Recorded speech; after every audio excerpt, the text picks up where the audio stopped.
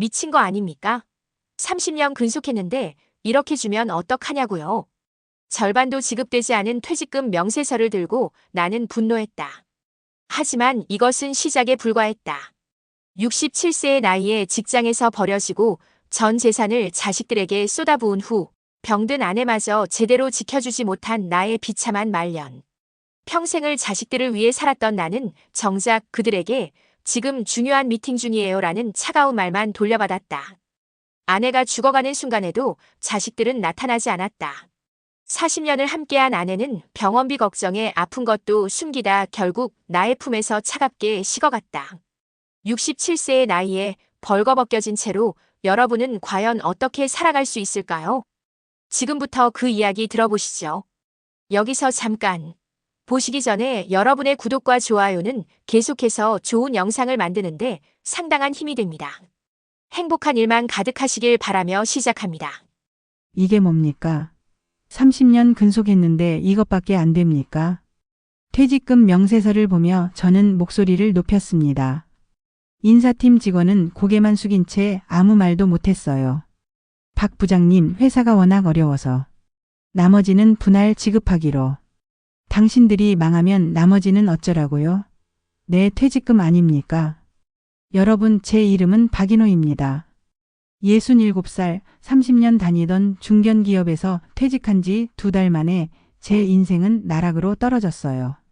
퇴직금은 절반도 못 받았고 그마저도 아들 준영의 사업 자금과 딸 수진의 결혼 비용으로 대부분 써버렸습니다. 자식들을 위해 살아온 게 제 인생의 전부였으니까요. 퇴직 후 아파트 관리비조차 부담스러워진 우리 부부는 서울 외곽의 월세 빌라로 이사했습니다.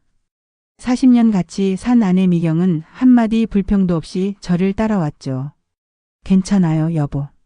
우리끼리 있으면 어디든 행복해요. 미경의 말에 용기를 얻었지만 마음 한구석이 무거웠습니다. 평생 열심히 살았는데 노후가 이렇게 불안할 줄은 정말 몰랐답니다. 이사한 지 한 달 후 갑작스런 비보가 날아들었어요. 아들 준영이 시작한 사업이 부도났다는 소식이었죠. 아버지, 제가 정말 죄송해요. 투자받은 돈을 다 날리고 이제 집까지 경매로 넘어갈 것 같아요. 준영의 목소리가 전화기 너머로 떨려왔습니다. 가슴이 철렁 내려앉았어요. 아들을 위해 보증을 선 것이 2억이나 되었으니까요. 괜찮다, 아들아. 아버지가 어떻게든. 말은 그렇게 했지만 현실은 냉혹했습니다. 은행에서는 독촉 전화가 빗발쳤고 결국 보증금을 낸 채권 추심 업체에서 우리 집까지 찾아왔어요. 박인호 씨, 언제까지 피하실 겁니까? 이러다 법적 조치 들어갑니다. 그날 밤 아내와 둘이 마주 앉아 눈물을 흘렸습니다. 30년 넘게 직장 다니며 모은 돈, 퇴직금, 이제는 노후 대비용 보험까지 모두 해약해야 했어요. 여보, 우리 어떻게 살아가지? 함께 있으니까 괜찮아요. 우리 아직 건강하잖아요. 미경은 항상 그랬습니다. 어떤 상황에서도 긍정적이었죠. 그런 아내가 있어 저는 무너지지 않고 버틸 수 있었어요. 그렇게 우리는 더 작은 원룸으로 이사했습니다. 가진 건 조그마한 집 몇 개뿐이었어요. 생활비를 벌기 위해 저는 경비 일자리를 구했고 미경은 근처 식당에서 설거지를 시작했습니다. 67세의 나이에 다시 일을 시작한다는 것은 생각보다 훨씬 힘든 일이었답니다. 한 달이 지났을까? 딸 수진에게서 전화가 왔습니다. 아버지, 저 이혼하게 됐어요. 또 한 번의 폭풍이 몰아쳤어요. 수진의 남편이 바람을 피워 집을 나갔다는 거였습니다. 더 큰 문제는 사위가 대출을 많이 받아놓았고 수진이 보증을 섰다는 사실이었죠. 아버지, 저 어떡해요? 아이들도 있고 갈 곳이 없어요. 피를 나눈 딸의 애원을 거절할 수 없었습니다. 그렇게 수진과 두 아이가 우리의 작은 원룸에 함께 살게 되었습니다. 성인 넷과 아이 둘이 작은 원룸에서 살아간다는 건 상상 이상으로 힘든 일이었어요. 그날은 비가 억수같이 내리던 날이었습니다. 미경이 식당에서 일을 마치고 돌아오던 길이었죠. 횡단보도를 건너던 순간 신호를 무시하고 달려온 오토바이가 미경을 쳤습니다. 병원 응급실로 실려온 미경은 의식이 없었어요. 의사는 머리를 크게 다쳤다고 했습니다. 수술이 필요합니다. 뇌출혈이 심각하네요. 비용은 얼마나 듭니까? 우선 3천만 원 정도는 준비하셔야. 그 순간 제 세상이 무너졌습니다. 3천만 원이라니. 모든 재산을 다 털어도 그 돈을 마련할 방법이 없었어요. 떨리는 손으로 준영에게 전화를 걸었습니다. 준영아, 엄마가. 말을 끝맺기도 전에 준영이 말을 잘랐어요. 아버지, 죄송한데 지금 회사에서 중요한 미팅 중이에요. 나중에 전화 드릴게요. 수진에게도 연락했지만 그녀는 아이들 때문에 병원에 올 수 없다고 했습니다. 아버지, 저도 정말 가고 싶은데 아이들이 아파서 병원에 데려가야 해요. 그리고 돈은 저도 지금 한 푼도 없어요. 그 말을 듣는 순간 가슴 깊은 곳에서 무언가가 끊어지는 느낌이었습니다. 평생을 자식들을 위해 살았는데 정작 내 아내가, 그들의 어머니가 생사의 기로에 있는데도 이렇게 외면당한다니. 눈앞이 캄캄해졌습니다. 결국 저는 병원 복도에서 쓰러졌고 같은 병원 응급실에 실려갔어요. 다행히 큰 병은 아니었지만 과로와 스트레스로 인한 탈진 상태였답니다. 정신을 차렸을 때 간호사가 저를 부르고 있었습니다. 박인호 씨, 부인 상태가 위급합니다. 빨리 오셔야 해요. 비틀거리며 미경의 병실로 뛰어갔습니다. 그러나 이미 늦었어요. 제가 도착했을 때 의사는 고개를 저으며 말했습니다. 죄송합니다. 부인께서 방금 돌아가셨습니다. 그 말을 듣는 순간 제 두 다리에 힘이 빠졌습니다. 세상이 무너지는 것 같았죠. 40년을 함께 한 아내가, 제 인생의 전부였던 사람이 이렇게 갑자기 떠나다니. 미경의 차가운 손을 잡고 저는 오열했습니다. 여보, 미안해. 내가 더 잘해주지 못해서. 이렇게 가난하게 만들어서. 장례식은 초라했습니다. 제 형편으로는 큰 장례를 치를 수 없었으니까요. 준영과 수지는 와주었지만 그들의 표정에서 슬픔보다는 부담감이 더 크게 느껴졌습니다. 아버지, 장례비는 어떻게? 준영이 조심스럽게 물었습니다. 걱정 마라. 내가 어떻게든. 사실 장례비로 마지막 남은 보험금마저 탕진했습니다. 미경을 보낸 후 저는 완전히 빈털터리가 되었어요. 장례를 마친 날 밤 원룸에 돌아온 저는 미경의 물건들을 정리하다가 그녀의 일기장을 발견했습니다. 마지막 페이지에는 이런 글이 적혀 있었어요. 여보, 미안해요. 내가 아프면 당신에게 너무 큰 부담이 될까봐 걱정돼요. 요즘 자꾸 두통이 심해지는데 병원에 가면 돈이 많이 들까봐 참고 있어요. 당신 걱정시키기 싫어서. 우리 아이들도 각자 살기 바빠서 도움을 청하긴 그렇고. 그래도 당신과 함께라서 행복해요. 그 글을 읽는 순간 가슴이 찢어지는 것 같았습니다. 미경이 아픈 것을 알면서도 말하지 않았다니. 병원에 좀 더 일찍 갔더라면. 내가 조금만 더 신경 썼더라면. 자책감과 후회가 저를 뒤덮었습니다.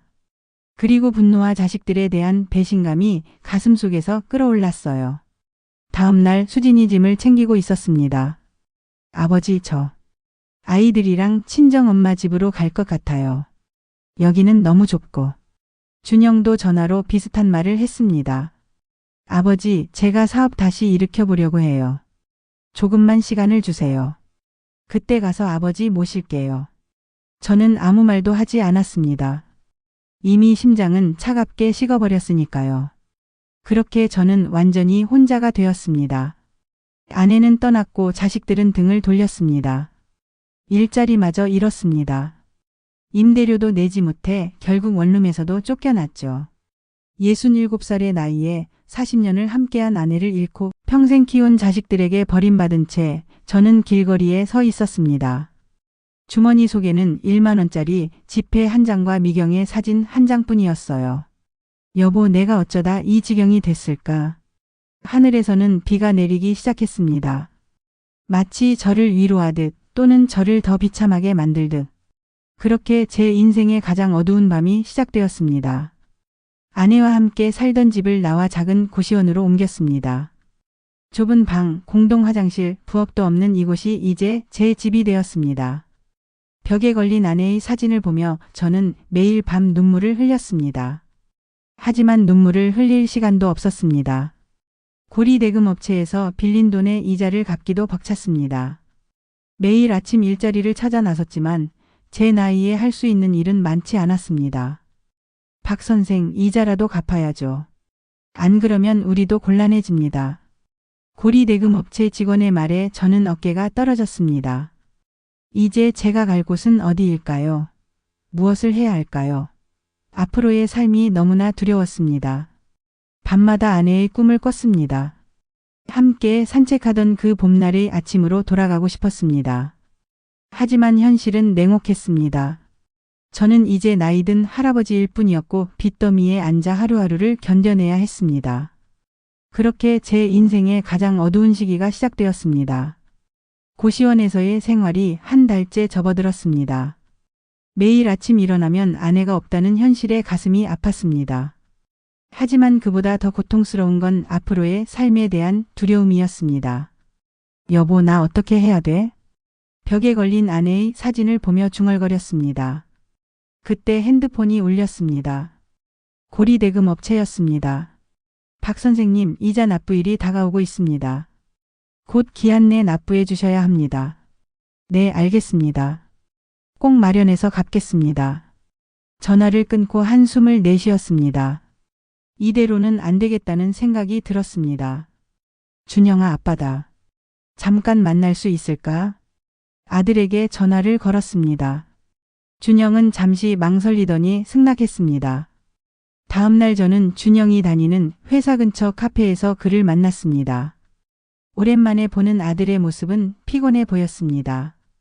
아버지, 오랜만이에요. 어떻게 지내세요? 그럭저럭 살고 있다. 너는 어때?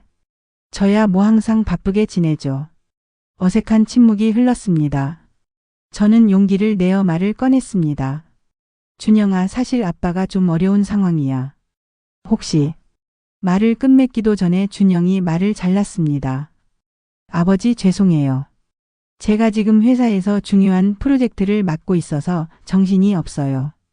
돈을 빌려드리고 싶어도 여유가 없어요. 준영의 말에 저는 가슴이 철렁 내려앉았습니다. 그래. 아빠도 너 사정 이해한다. 하지만 잠시만이라도 아빠랑 같이 살면 안 될까? 준영의 표정이 굳어졌습니다. 아버지, 저희 집이 좁아서요. 그리고 아이들도 있고. 죄송해요. 저는 더 이상 말을 잇지 못했습니다. 아들의 눈빛에서 거부감을 읽었기 때문입니다. 그래, 알겠다. 너무 바쁘게 살지 마라. 건강 챙기고. 카페를 나오는 발걸음이 무거웠습니다. 이제 마지막 희망은 딸 수진뿐이었습니다. 다음 날 저는 수진의 집을 찾아갔습니다. 초인종을 누르고 기다리는 동안 가슴이 뛰었습니다. 문이 열리고 수진이 나왔습니다. 아버지, 갑자기 웬일이세요? 수진아. 아빠가 좀 어려운 상황이야. 수진은 저를 집 안으로 들였습니다. 하지만 수진의 표정은 밝지 않았습니다. 아버지, 저도 사정이 있어요. 남편과 관계가 좋지 않아서 이혼할 것 같아요. 지금 제가 아버지를 돌볼 여력이 없어요. 수진의 말에 저는 할 말을 잃었습니다. 제 딸의 불행한 소식에 마음이 아팠지만 동시에 제 처지를 생각하니 눈물이 났습니다. 그래, 아빠 이해한다. 너무 힘들어하지 마라. 수진의 집을 나오면서 저는 완전히 절망에 빠졌습니다. 이제 제가 갈 곳은 어디에도 없었습니다. 그날 밤 저는 고시원 방에 앉아 지난 날을 회상했습니다. 아이들이 태어났을 때 기쁨, 그들이 자랄 때 느꼈던 행복, 그리고 그들을 위해 아내와 함께 모든 것을 바쳤던 시간들. 내가 뭘 잘못했을까? 자문자답을 반복하며 밤을 지새웠습니다. 다음 날 아침 고시원 주인이 찾아왔습니다. 박 선생님, 방세 언제쯤 주실 수 있나요? 죄송합니다. 조금만 더 기다려주세요. 하지만 주인의 표정은 단호했습니다. 이번 주까지만 기다리겠습니다. 그때까지 안 주시면 나가셔야 합니다. 그 말을 듣고 저는 마지막 결심을 했습니다. 다시 한번 자식들을 찾아가기로 한 것입니다. 먼저 준영의 집으로 갔습니다. 하지만 문은 굳게 잠겨 있었고 아무도 응답하지 않았습니다. 이웃에게 물어보니 준영의 가족이 여행을 갔다고 했습니다. 절망 속에서 수진의 집으로 향했습니다. 수진은 집에 있었지만 그녀의 표정은 냉담했습니다. 아버지 제발 이러지 마세요. 저도 지금 힘들다고 했잖아요. 수진아. 아빠가 길거리에 나은 게 생겼다.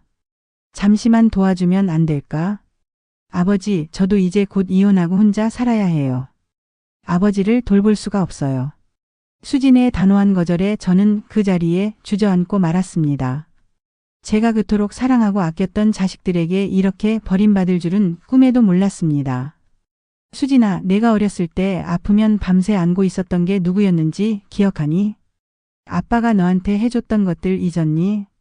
눈물을 흘리며 말했지만 수진의 마음은 움직이지 않았습니다. 아버지 그만 가주세요. 제발요. 그렇게 저는 수진의 집에서도 쫓겨나다시피 나왔습니다. 이제 정말로 갈 곳이 없어졌습니다. 비틀거리며 걸어가다 공원 벤치에 앉았습니다. 주머니에는 1,000원짜리 지폐 몇 장이 전부였고 가방에는 옷 몇 벌과 아내의 사진이 전부였습니다. 여보, 내가 어쩌다 이 지경이 됐을까? 아내의 사진을 보며 중얼거렸습니다. 그때 갑자기 하늘에서 비가 내리기 시작했습니다. 하늘도 나를 버리는구나. 우산도 없이 비를 맞으며 저는 그저 앉아 있었습니다. 지나가는 사람들이 저를 이상한 눈으로 쳐다봤지만 신경 쓰지 않았습니다. 비에 흠벅 젖은 채로 밤을 지새웠습니다. 아침이 되자 배고픔이 몰려왔습니다. 근처 분식집에 들어가 라면 한 그릇을 시켰습니다. 그것이 제게 남은 마지막 돈으로 먹는 식사였습니다. 이제 저는 정말로 길거리에 나앉게 되었습니다. 평생을 성실하게 살아왔고 자식들을 위해 모든 것을 바쳤던 제가 이렇게 될 줄은 꿈에도 몰랐습니다. 그날 이후로 저는 공원 벤치와 지하철역을 전전하며 노숙 생활을 시작했습니다. 처음에는 너무나 부끄럽고 비참했지만 시간이 지나면서 점점 무감각해져 갔습니다.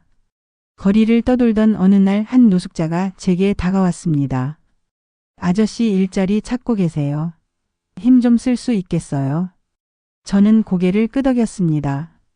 네, 일할 수 있습니다. 그럼 제가 아는 곳을 알려드릴게요.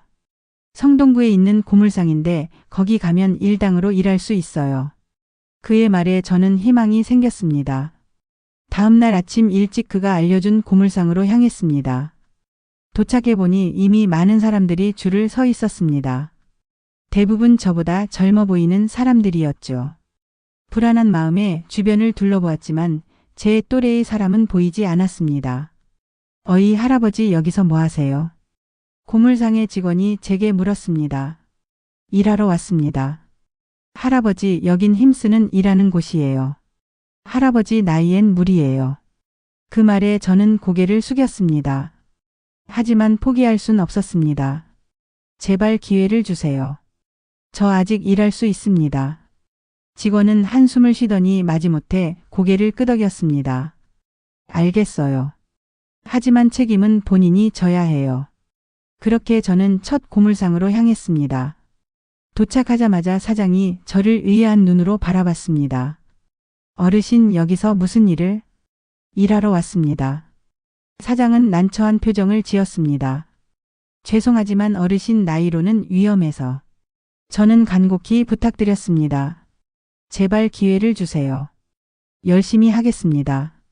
사장은 잠시 고민하더니 마지못해 허락했습니다. 알겠습니다. 하지만 무리하지 마세요. 그렇게 저의 고물상 생활이 시작되었습니다. 처음에는 모든 것이 낯설고 힘들었습니다. 무거운 고철을 나르고 분류하는 일은 육체적으로 매우 힘들었습니다. 저녁이 되면 온몸이 쑤시고 아팠습니다. 젊은 동료들은 처음엔 저를 의아한 눈으로 바라봤습니다. 할아버지 무리하지 마세요. 저희가 할게요. 하지만 저는 묵묵히 제 일을 해 나갔습니다. 포기할 순 없었습니다. 이 일을 그만두면 다시 거리로 나가야 한다는 생각에 더욱 열심히 일했습니다. 박 어르신 쉬엄쉬엄 하세요. 너무 무리하시면 안 돼요. 사장의 걱정 어린 목소리가 들렸지만 저는 계속 일했습니다.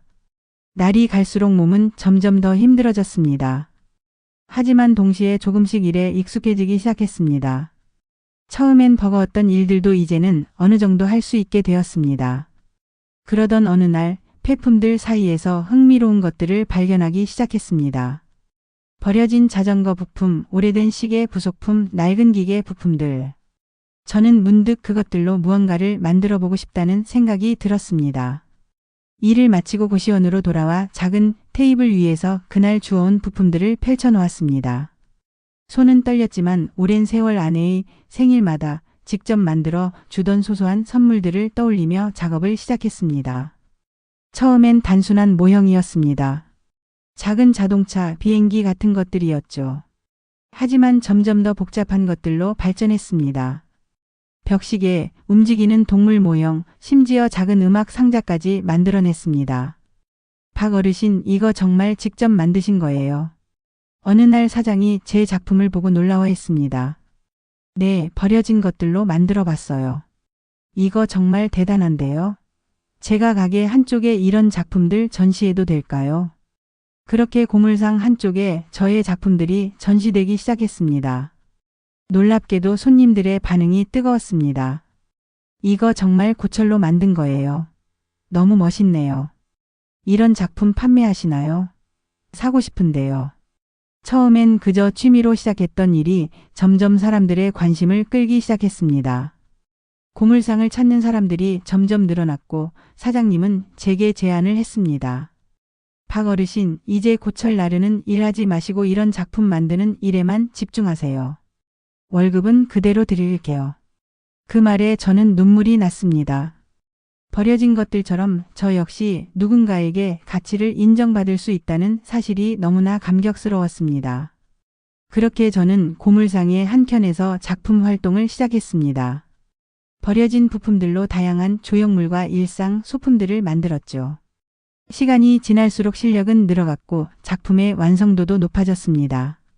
어느 날 한 젊은 블로거가 우연히 고물상을 방문했습니다.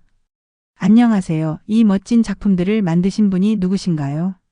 사장님이 저를 소개했고 그 블로거는 제 이야기와 작품들에 깊은 관심을 보였습니다. 제가 할아버지의 이야기와 작품을 블로그에 소개해도 될까요? 정말 감동적인 이야기네요. 저는 부끄러워하며 허락했고 며칠 후 그 블로그 포스팅이 인터넷에서 화제가 되기 시작했습니다. 버려진 고철에서 아름다움을 찾아내는 할아버지의 예술이라는 제목의 그 글은 많은 사람들의 가슴을 울렸습니다. 그리고 얼마 후 한 방송국 PD가 고물상을 찾아왔습니다. 박인호 할아버지시죠? 할아버지의 이야기와 작품을 다큐멘터리로 만들고 싶습니다. 처음에는 카메라 앞에 서는 것이 어색했습니다. 하지만 제 이야기를 나누다 보니 자연스럽게 말이 나왔습니다. 버려진 것들은 사실 버려진 게 아니에요. 잠시 쉬고 있는 거죠. 새로운 모습으로 태어나기 위해서요. 촬영은 2주 동안 진행되었습니다. 제가 고물을 모으는 과정부터 작품을 만드는 전 과정을 담았죠. 다큐멘터리가 방영된 후 반응은 폭발적이었습니다. 많은 사람들이 감동했다는 메시지를 보내왔고 저의 작품을 구매하고 싶다는 요청도 쇄도했답니다. 그리고 얼마 지나지 않아 또 다른 변화가 찾아왔어요. 한 유튜버가 찾아와 채널에 제 이야기를 담고 싶다고 했습니다. 할아버지의 이야기는 정말 많은 사람들에게 희망을 줄 수 있을 것 같아요. 유튜브에서 소개해도 될까요? 저는 수줍게 고개를 끄덕였습니다. 그렇게 제 이야기와 작품을 담은 영상이 유튜브에 올라갔고 하루 만에 조회수 100만을 넘겼습니다. 댓글창은 응원과 감동의 메시지로 가득 찼어요. 박인호 할아버지 덕분에 오늘도 힘을 내요. 버려진 것에서 아름다움을 찾는 모습이 너무 감동적입니다. 할아버지 작품 구매하고 싶어요. 어디서 살 수 있나요? 이런 관심에 사장님은 제안을 했습니다. 박 어르신, 이제 작품 판매를 본격적으로 해보는 게 어떨까요? 제가 온라인 쇼핑몰도 만들어 드릴게요. 그렇게 두 번째 인생 공방이라는 이름의 온라인 쇼핑몰이 만들어졌습니다. 제 작품들은 놀랍게도 올라가자마자 매진되는 일이 반복되었죠. 사람들은 단순히 제품을 사는 것이 아니라 제 이야기와 정신을 함께 사는 것 같았어요. 유튜브 채널도 개설되어 매주 제가 작품을 만드는 과정을 보여주었습니다. 구독자 수는 순식간에 50만을 넘었고 세계 각국에서 응원 메시지가 쏟아졌습니다. 한국의 할아버지가 우리에게 희망을 주고 있어요. 고맙습니다. 버려진 것들에 새 생명을 불어넣는 모습이 정말 아름답습니다. 이제 저는 더 이상 버려진 노인이 아니었습니다. 많은 이들에게 영감을 주는 예술가가 되었죠. 그리고 제 작품은 단순한 고철 공예를 넘어 현대 예술로 인정받기 시작했습니다. 어느 날 서울의 유명한 갤러리에서 연락이 왔습니다. 박인호 선생님, 저희 갤러리에서 개인전을 열어드리고 싶습니다. 선생님의 작품과 이야기는 현대 사회에 큰 메시지를 주고 있습니다. 그렇게 저는 69세의 나이에 첫 개인전을 열게 되었습니다. 개인전 제목은 버려진 것들의 아름다운 귀환이었어요. 전시회는 대성공이었습니다. 많은 사람들이 찾아와 작품을 감상하고 저와 이야기를 나누었죠. 할아버지, 저는 할아버지 때문에 버리려던 물건들을 다시 보게 되었어요. 인생에서 절망했을 때 할아버지 이야기를 보고 다시 힘을 얻었습니다. 이런 말들을 들을 때마다 가슴이 뭉클했습니다. 제가 이렇게 많은 사람들에게 힘이 될 줄은 꿈에도 몰랐습니다. 돈도 점점 모이기 시작했습니다. 더 이상 허름한 고시원에서 살 필요가 없었어요. 강남 근처에 작은 오피스텔을 얻어 이사했고 그곳에서 작업실도 함께 운영하게 되었습니다. 이제 저는 매일 아침 설레는 마음으로 일어납니다. 하루하루가 새로운 작품을 만들고 새로운 사람들을 만나는 즐거움으로 가득 찼습니다. 이전의 고통스러운 날들이 마치 다른 사람의 이야기처럼 느껴질 때도 있었습니다. 하지만 한 가지 아쉬움이 있었습니다. 바로 자식들과의 관계였습니다. 그들은 아직도 저를 찾지 않았고 저 역시 그들에게 연락하지 않았어요. 하지만 마음 한구석에선 언젠가 다시 만날 수 있기를 바라고 있었습니다. 어느 날 작업실에서 새 작품을 만들고 있을 때였습니다. 초인종이 울렸습니다. 문을 열었더니 준영과 수진이 서 있었어요. 그들의 눈에는 눈물이 고여 있었습니다. 아버지. 준영이 떨리는 목소리로 말했습니다. 저는 아무 말도 할 수 없었습니다. 너무 갑작스러웠기 때문이었죠. 들어와라. 무덤덤하게 말했지만 가슴은 쿵쾅거렸습니다. 준영과 수진은 조심스럽게 작업실로 들어왔습니다. 그들은 놀란 눈으로 제 작품들을 바라보았어요. 아버지. 수진이 울먹이며 말했습니다. 우연히 유튜브에서 아버지 영상을 봤어요. 처음엔 믿을 수 없었습니다. 아버지가 이렇게 멋진 작품들을 만드실 줄은. 준영이 말을 이어갔어요. 그의 목소리는 후회로 가득 차 있었습니다. 아버지, 저희가 진심으로 사과드립니다. 아버지가 힘들 때 외면했던 것. 용서해 주실 수 있으실까요? 그들은 제 앞에 무릎을 꿇었습니다. 수지는 계속해서 눈물을 흘렸고 준영도 고개를 푹 숙였습니다. 저는 한동안 말없이 그들을 바라보았습니다. 일어나라. 바닥에 무릎 꿇는 것이 중요한 게 아니다. 제 말에 그들은 천천히 일어났지만 여전히 고개를 들지 못했습니다. 아버지, 저희는 너무 이기적이었어요. 아버지가 도움이 필요할 때 외면했고 심지어 요양원에 보내려고까지 했습니다. 그때는 그것이 최선이라고 생각했지만 이제 보니 그건 그저 저희의 편의를 위한 결정이었어요. 준영의 목소리가 떨렸습니다. 아버지, 저희를 용서해 주세요. 다시 한번 기회를 주신다면 진심으로 아버지를 모시고 싶습니다. 수진이 간절하게 말했어요. 저는 깊은 한숨을 내쉬었습니다. 마음 한쪽에서는 그들을 바로 용서하고 싶은 마음이 들었지만 다른 한쪽에서는 여전히 그때의 상처가 아물지 않았었습니다. 나는 이제 혼자서도 잘 살 수 있다. 너희들 도움 필요 없어. 냉정하게 말했지만 제 목소리는 약간 떨리고 있었습니다. 알고 있습니다, 아버지. 이제는 저희가 아버지의 도움이 필요해요. 준영의 말에 저는 놀랐습니다. 무슨 말이냐? 아버지, 저희는 아버지처럼 살고 싶어요. 어려움 속에서도 포기하지 않고 새로운 것을 창조해내는 그 정신. 아버지에게서 배우고 싶습니다. 수진이 진심을 담아 말했습니다. 그리고 아이들이 할아버지를 만나고 싶어 해요. 특히 준영이의 아들은 할아버지 작품을 보고 예술가가 되고 싶다고 해요. 그 말을 듣는 순간 제 마음에 변화가 일어났습니다. 손주들이 저를 보고 싶어 한다는 말에 가슴이 따뜻해졌습니다. 손주들, 얼마나 컸니? 목소리가 부드러워졌습니다. 준영과 수진의 얼굴에 희미한 미소가 번졌어요. 아버지, 이번 주말에 손주들과 함께 찾아뵙고 싶습니다. 괜찮으실까요? 저는 천천히 고개를 끄덕였습니다. 아직 완전히 용서한 것은 아니었지만 손주들을 만날 생각에 가슴이 설렜습니다. 그래, 주말에 오너라. 그 주말 준영의 아들 민우와 딸 지은 그리고 수진의 딸 소연이 저를 찾아왔습니다. 할아버지, 이거 어떻게 만든 거예요? 너무 멋있어요. 민우가 신기해하며 물었어요. 이건 버려진 자전거 부품으로 만든 거란다. 여기 이 바퀴들, 체인들. 모두 누군가가 버린 것들이지. 버려진 것들이 이렇게 멋진 작품이 될 수 있다니 신기해요. 지은이 감탄했습니다. 할아버지, 저도 이런 거 만들고 싶어요. 가르쳐 주실 수 있어요? 민우의 눈이 반짝였습니다. 그 순간 제 안에 무언가가 무너지는 느낌이 들었습니다. 오랫동안 쌓아온 분노와 서운함의 벽이 허물어지는 느낌이었죠. 그럼 할아버지가 가르쳐 줄게. 여기 앉아볼래? 아이들과 함께 작은 작품을 만들기 시작했습니다. 준영과 수지는 옆에서 우리를 지켜보며 미소 지었어요. 그들의 눈에도 눈물이 고여 있었답니다. 시간이 흐르면서 우리 가족의 관계는 천천히 회복되어 갔습니다. 준영과 수지는 주말마다 아이들을 데리고 와서 저와 시간을 보냈고 저는 손주들에게 작품 만드는 법을 가르쳐 주었습니다. 특히 민우는 놀라운 재능을 보였어요. 할아버지, 민우가 학교에서 미술 대회에 나갔는데 1등 했대요. 할아버지한테 배운 기술로 작품을 만들었다고 해요. 준영이 자랑스럽게 말했습니다. 정말?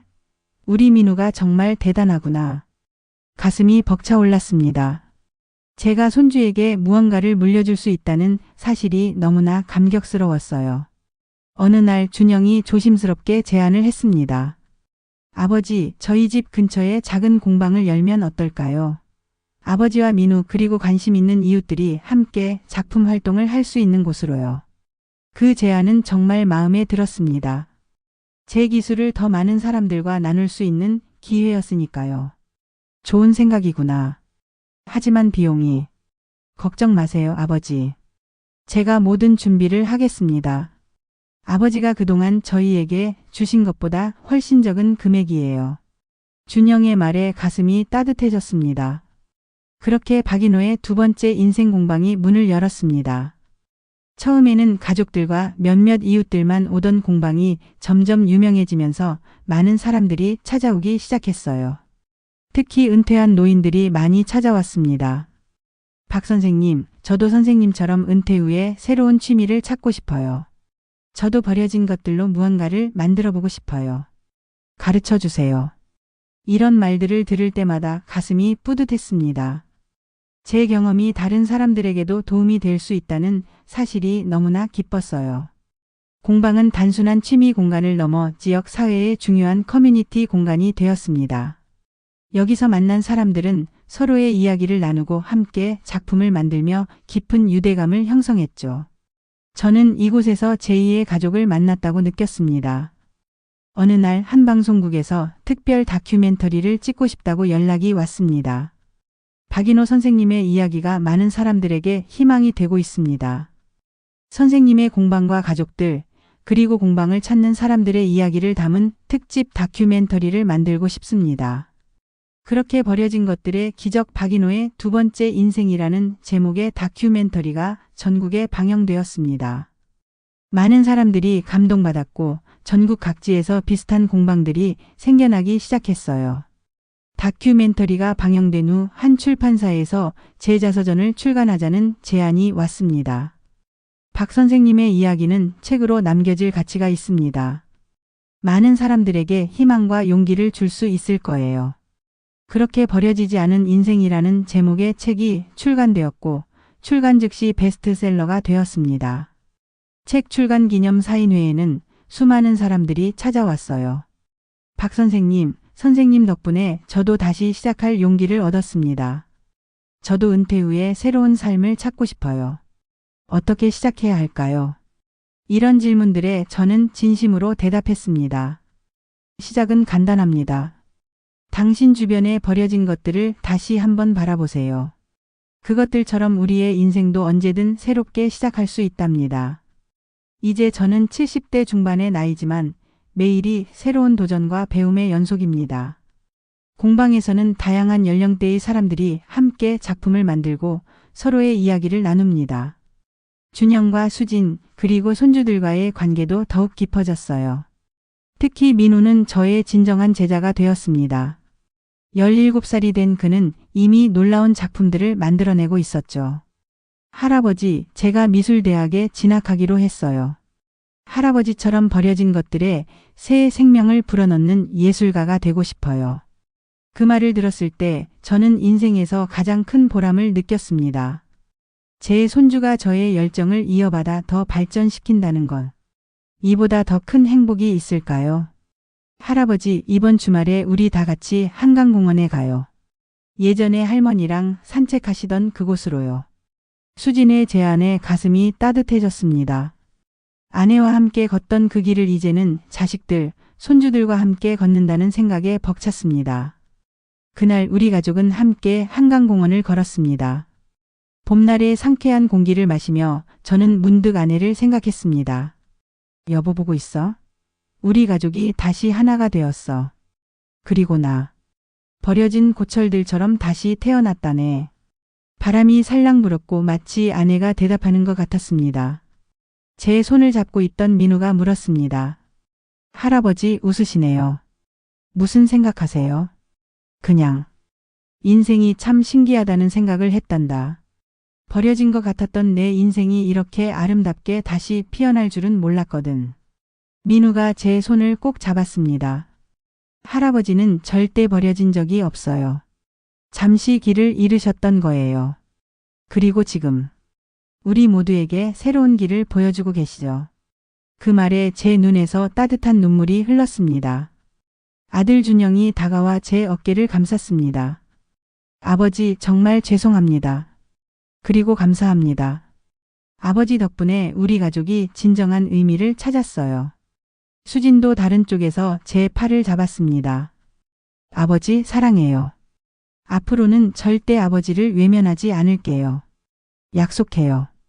그렇게 우리 가족은 한강의 봄 햇살 아래 서로를 껴안았습니다. 이제 저는 진정한 의미의 성공을 이루었다고 생각합니다. 물질적인 성공도 중요하지만 가족과의 화해와 용서야말로 제 인생 최고의 성공이라고 믿습니다. 버려진 고철에서 아름다운 예술 작품을 만들어내는 것처럼 우리의 상처와 아픔도 시간이 지나면 아름다운 추억으로 바뀔 수 있다는 것을 배웠습니다. 이제 저는 매일 아침 설레는 마음으로 일어납니다. 또 어떤 버려진 것들이 제 손에서 새 생명을 얻게 될지, 또 어떤 사람들이 제 이야기를 통해 위로를 받게 될지 생각하면 가슴이 벅차오르니까요. 이것이 바로 제 인생의 새로운 시작이고 저는 이 시작이 앞으로도 멋진 이야기의 서막이 되리라 믿습니다. 여기까지 함께 해주셔서 감사합니다. 이 사연을 들으시고 어떤 느낌이 드셨나요? 댓글로 여러분의 솔직한 생각을 남겨주세요. 그리고 이 깊은 울림을 친구 가족과 꼭 나눠보세요. 여러분의 작은 공유 한 번이 누군가에겐 큰 위로가 됩니다. 아직 인생이야기 채널을 구독하지 않으셨다면 지금 바로 구독, 좋아요, 알림 설정까지 부탁드려요. 다음 영상에서 또 다른 감동과 공감의 여정으로 찾아올게요. 지금까지 인생이야기였습니다. 오늘도 행복한 하루 보내세요.